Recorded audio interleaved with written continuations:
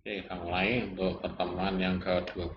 Nanti di sini kita bicara tentang security. Tapi ini nanti cuma hanya membahas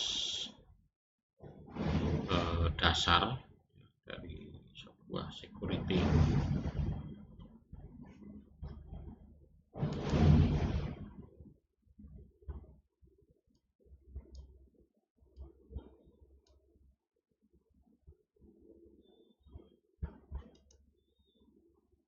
Oke, jadi nanti di sini menjelaskan tentang ancaman, keamanan, dan ancaman keamanan. Ya. Kemudian ada prosedur keamanan seperti apa. Kalau prosedur sih ada aturannya ya, biasanya tuh dituangkan dalam bentuk itu apa, ISO ataupun yang lainnya ya. Tapi dia berupa tertulis. Ada juga yang dia dalam bentuk aturan ya, aturan di dalam suatu perusahaan ya. Kemudian teknik perawatan, kemudian tindakan pencegahan ya. Tindakan pencegahan seperti apa ya. Oh, ini error, nanti saya upload ulang ya. Kemudian nanti ada juga proses untuk troubleshootingnya ya. Troubleshootingnya itu nanti seperti apa juga. Nah, itu yang bisa kita jelaskan nanti ya. Nah, yang pertama adalah ancaman keamanan. Jadi kalau kita bicara ancaman keamanan itu bisa kita lihat dari, atau kita melihatnya dari sudut pandang mana gitu ya. Di ancaman, apakah misalkan kayak ini kasus ini sekarang ya, sekarang itu kayak dolar terhadap rupiah kan sudah tinggi itu ya. Apakah itu menjadi suatu ancaman? Nah, kalau orang yang bisnis pekerjaannya di bidang ini ya, terutama kalau misalkan dia ekspor barang ya, dia justru malah diuntungkan ya. Tapi kalau dia pekerjaannya adalah importir ya, dia akan sedikit mengalami hambatan ya. Tapi kalau kita misalkan punya kebutuhannya hanya di dalam lokal ya, sebetulnya tidak begitu bermasalah ya. Itu akan bermasalah apabila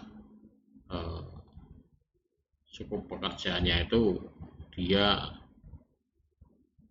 berhubungan dengan istilahnya itu apa, dolar rupiah ya. Tapi kalau orang yang pekerjaannya tidak ada hubungannya dengan dolar rupiah ya, aman-aman saja. Nah, itu keamanan. Kemudian jenis ancaman di sini juga ada macam-macam ya. Ada ancaman yang dalam bentuk perangkat lunak, malware ya, ataupun hal yang lainnya ya, virus, trojan ya. Kemudian ada worm. Jadi untuk software ya. Kemudian ada juga yang dalam bentuk phishing ya. Dia semacam tools, aplikasi, tapi dia sifatnya adalah untuk mengelabui ya. Mengelabui agar dia masuk ke dalam perangkat itu semua. Dan sebetulnya itu adalah eh, semua di sini ya, kayak virus, kayak apa ini adalah pelajaran alam ya. Di alam itu kita itu sebetulnya juga sedikit banyak belajar ya tentang bagaimana keamanan, bagaimana mempertahankan ya. Kemudian contoh phishing itu juga secara tidak langsung kita juga menerapkan ya. Kemudian spam. Nah, spam ini informasi ataupun dalam bentuk email ya, terkenalnya dalam bentuk email ya. Dia akan mengirimkan secara terus menerus ya. Ya sebetulnya kita bisa juga ya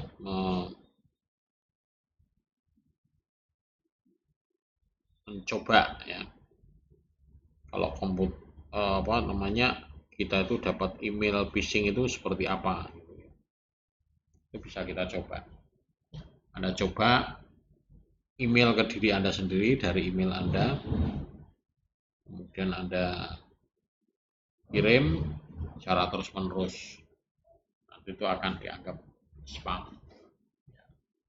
Kemudian ada juga yang melekat di browser ya, kayak Java atau Flash ya. Kemudian ada beberapa aktivitas yang meniru ya, kerentanan dari perangkat lunak, biasanya menggunakan zero day ya. Nah ini jenis ancaman ya, ancaman keamanannya. Di sini ada serangan DOS, kemudian DDoS, smooth ya, spoofing ya, man in the middle, kemudian replay, DNS specianing ya. Jadi beberapa ancaman, ini hanya salah satu contoh ya. Kalau yang DOS di sini adalah serangan dengan tujuan atau mentargetkan bahwa target itu nanti akan mengalami kelelahan ya, menjadi lambat, sehingga beberapa pertahanan akan lolos. Kemudian serangan DOS, tapi kalau yang serangan di DOS itu hampir sama ya dengan serangan DOS, tapi itu di situ lebih mentargetkan adalah ada lebih dari satu, jadi dia di situ ada istilahnya pemimpinnya ya, pemimpinnya yang dia nanti akan mengkoordinir melakukan penyerangan. Kemudian change mode ini membuka port ya, jadi pada serangan dan dia menghubungkan perangkat jaringan ke atau komputer dengan sejumlah besar password palsu ya, palsu. Kemudian kalau spoofing itu tadi ya, jadi komputer yang menggunakan alamat IP atau MAC palsu ya, untuk meniru ya, komputer yang percaya ya, di dalam sebuah jaringan. Kemudian kalau man in the middle ini adalah penyerang yang mencegat, jadi dia itu mencegah, bukan mencegah ya, tapi mencegat, membajak gitu, komunikasi antar dua komputer. Kemudian ada juga replay, Ini biasanya merupakan perpanjangan dari itu tadi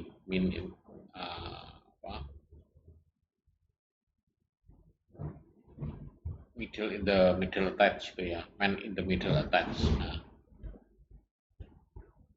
kemudian ada DNS positioning, itu upaya mengarahkan lalu lintas ya, dari situs ke web yang tidak sah ya. Jadi kayak membelokkan ya, membelokkan ke situs yang tidak sah. Nah, ini prosedur keamanannya ya. Sebetulnya prosedur keamanan dimulai dari yang tingkatan yang paling bawah. Tingkatan paling bawah itu kalau di diri kita itu ya tingkatan di level user ya, pengguna. Level usernya itu seperti apa. Jadi kalau usernya itu penggunanya ceroboh ya sama saja ya. Secanggih apapun jaringannya, secanggih apapun alatnya, tapi kalau penggunanya ceroboh ya sama saja. Makanya di sini dimulai dari local security policy. Local security policy ini mulai dari pengaturan password. Ya, jadi yang pertama adalah pengaturan passwordnya seperti apa. Komputernya, passwordnya aja mudah ditebak. Ya sudah. Kemudian di dalam local security policy, jadi ada local security policy, physical equipment, data protection, wireless security yang paling atas. Nah, ini kalau di local security policy. Jadi, tapi ini di Windows ya, ada accounting policy, local policy, Windows firewall ya. Jadi, nah, kalau kita lihat di account policy di sini nanti ada pemberian password sebaiknya itu berapa lama ya. Passwordnya berapa panjang, minimal berapa, maksimal berapa. Kemudian untuk local policy-nya di sini bisa melakukan auditing tadi ya. Auditing itu tidak hanya yang berhasil, tapi auditing gagal juga perlu direkam juga ya. Jadi, oh ini orang ini login berhasil jam sekian, orang ini login gagal jam sekian. Nah, itu ada rekamannya semua mestinya ya. Jadi, kalau yang benar seperti itu ya prosedurnya. Kemudian kebijakan keamanan, jadi kayak untuk memastikan ke dalam jaringan. Jadi kebijakannya tidak boleh memasang flash disk ke dalam komputer. Nah, kebijakannya adalah jaringannya tidak boleh menggunakan misalkan IP yang statis, harus menggunakan yang dinamis semua. Ya. Nah, ini bisa juga, nah, kebijakan-kebijakan ini juga bisa salah ya. Salah, tapi kan mestinya harus bisa dikoreksi lagi.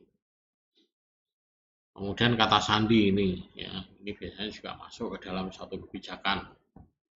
Kata sandi, tapi kalau ini dituangkan dalam bentuk aturan ataupun kebijakan sepertinya tidak jalan ya. Password semenjak dari pembuatan pertama sampai sekarang tidak pernah diubah ya. Passwordnya misalkan defaultnya biasanya kalau di tempat-tempat yang lain itu kayak itu default passwordnya itu adalah tahun, bulan, dan tanggal.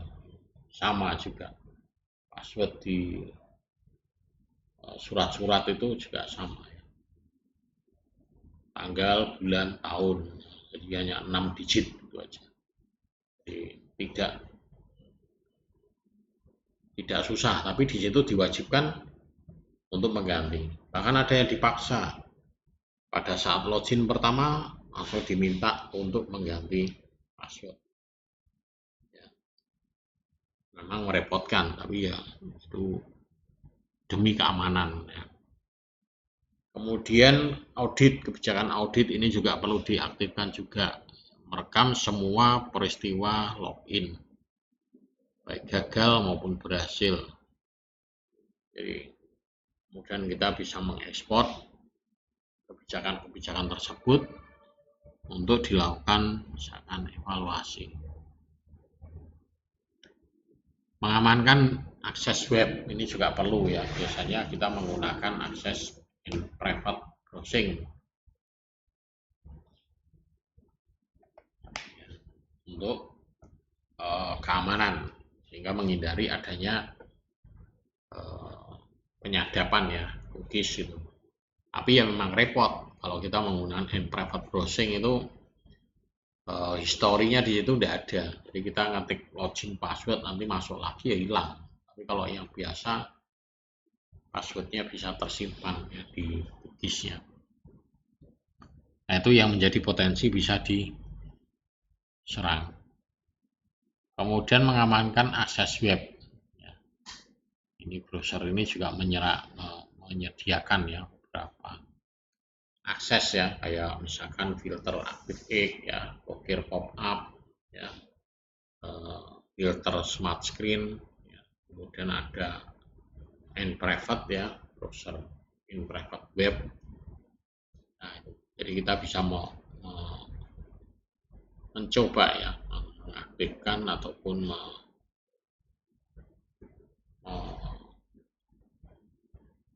nonaktifkan yang tidak perlu. Kemudian untuk perlindungan data kita bisa menggunakan inskripsi ya. Jadi kalau di sini inskripsi ya adanya kalau di Windows ya. Bawaannya sudah ada inskripsi. Simbolnya adalah ini ya. Di warnanya kalau di Windows 11 10 mungkin warnanya ini hijau. Tapi kalau di diperbesar itu nanti ada gambar gemboknya. Kalau di Windows yang lain beda-beda ya. Dia tidak warna tapi nanti ada icon yang lain.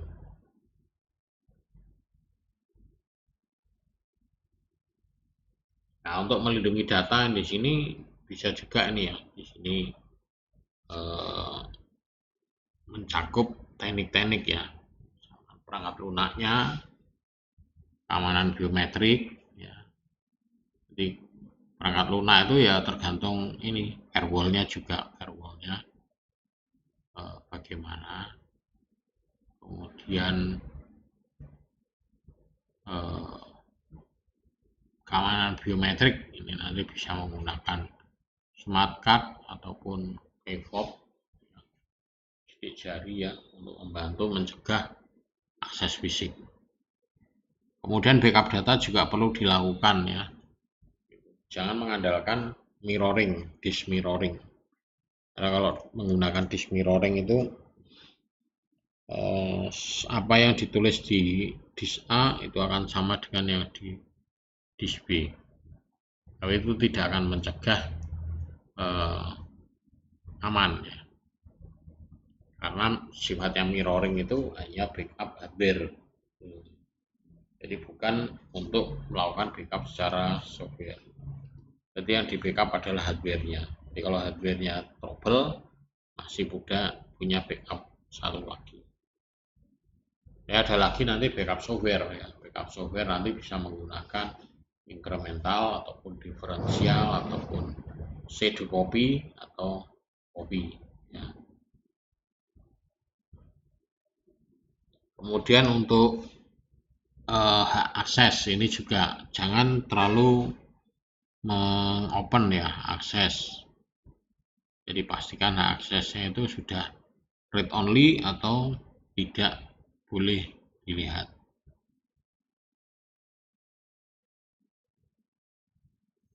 Ini adalah contoh untuk tampilan dari restore point ya. Jadi tampilannya seperti ini.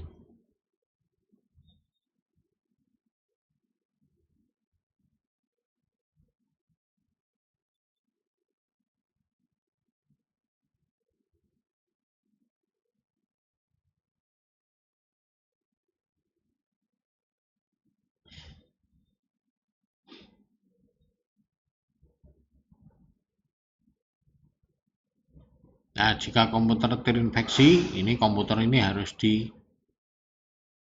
diisolasi ya. Jadi harus diisolasi dulu, karantina lah istilahnya. Ini sama seperti kalau kita waktu dulu kena virus itu ya harus dikarantina supaya penyebarannya tidak terlalu luas. Kemudian log ini juga penting ya. Kalau di komputer itu log itu sudah penting karena kalau tidak biasanya sih dihapus ya. Nah, ini sangat dihapus, tapi kadang biasanya dihapusnya ini karena ditulis ulang ya. Jadi filenya itu ditimpa. Gitu.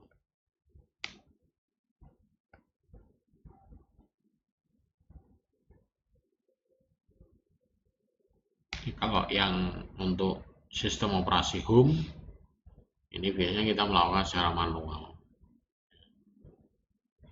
Defrag ataupun yang lainnya.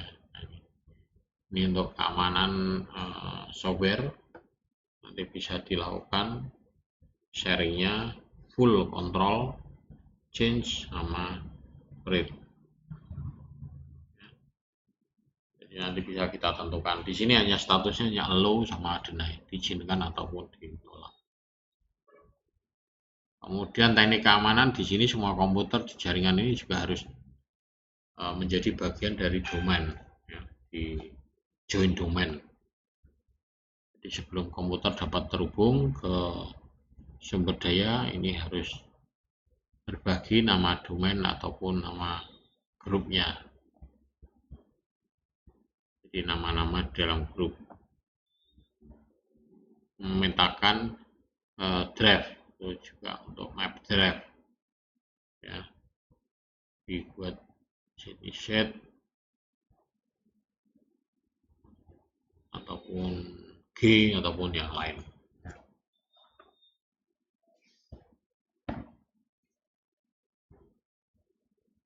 Kemudian untuk teknik keamanan di wireless ini tergantung dari alatnya ya. Kalau ini sih capturean dari Linksys ya, ini beda-beda. Kemudian kalau keamanan secara umum ya bisa menggunakan VPN. Nah, kalau wireless LAN ya kita nanti bisa setting IP ya, dan passwordnya yang diizinkan ya, dan sifatnya sekarang itu udah plug and play. Kemudian untuk firmware juga kadang perlu ya di-upgrade firmware-nya. Kalau dicek sudah ketinggalan ya di-upgrade.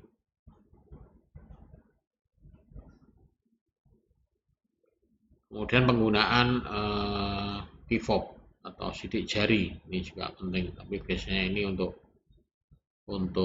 komputer-komputer khusus ya. Sekarang sudah dilengkapi di handphone ya, itu sudah menggunakan sidik jari untuk mengaktifkan ya. Bahkan ada yang menggunakan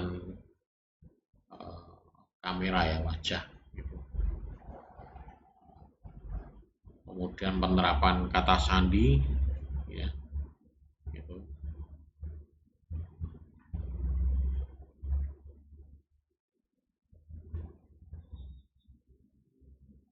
Ini untuk pengaturan firewall ya.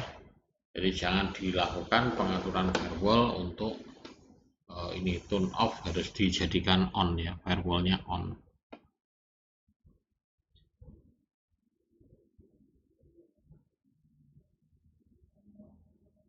Kemudian tip untuk menjaga keamanan salah satunya adalah memperbarui, di-upgrade ya, di-upgrade, backup secara teratur ya.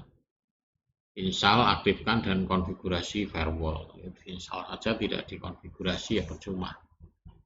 Kelola pengguna termasuk menghapus karyawan yang tidak diberikan atau menetapkan akun tamu sementara. Windows ini menggunakan kontrol panel ya, untuk mengelola pengguna. Nah, ini konsep secara umum untuk menerapkan proses troubleshooting ya, mulai dari identifikasi masalah, penetapan teori, uji teori, dan rencana tindakannya.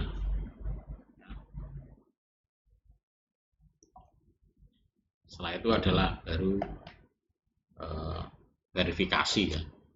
Yang terakhir adalah mendokumentasikan.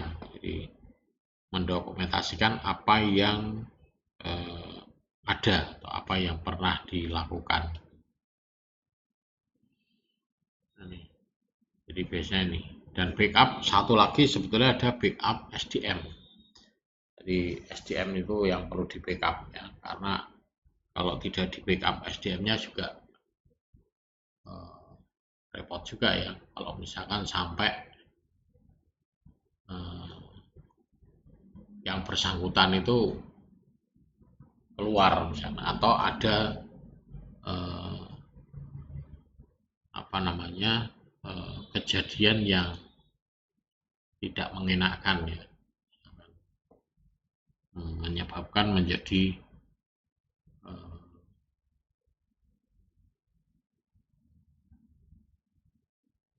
karyawan tersebut keluar lah gitu. Jadi itu harus dipertimbangkan juga ya. Kemudian akses point ini juga perlu dicek ya. Jangan sampai akses point itu sampai disadap atau ditiru ya. Karena memang ada akses point palsu gitu ya. Jadi akses point palsu sehingga orang dengan mudah percaya menggunakan akses point palsu itu. Jadi kalau tujuannya apa sebetulnya? Ya untuk itu tadi, untuk mengambil data, ya, mencuri data. Karena sekarang itu data itu sangat penting ya. Jadi kalau kita tidak punya data ya kita tidak bisa berbicara. Ya.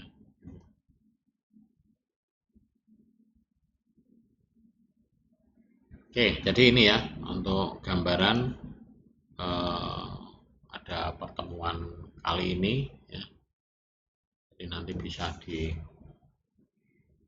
tapi lebih detailnya nanti di sini adalah di mata kuliah keamanan jaringan.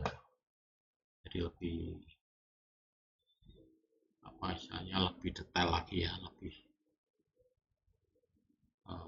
dalam lagi yang dibicarakan.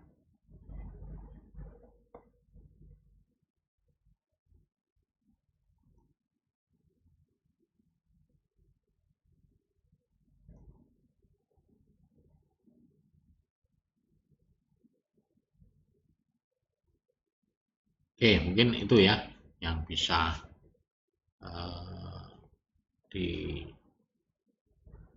disampaikan. Kita stop dulu. Ini tapi sebelum saya lanjutkan ke bagian yang selanjutnya, ini saya coba untuk upload dulu ya, karena tadi ini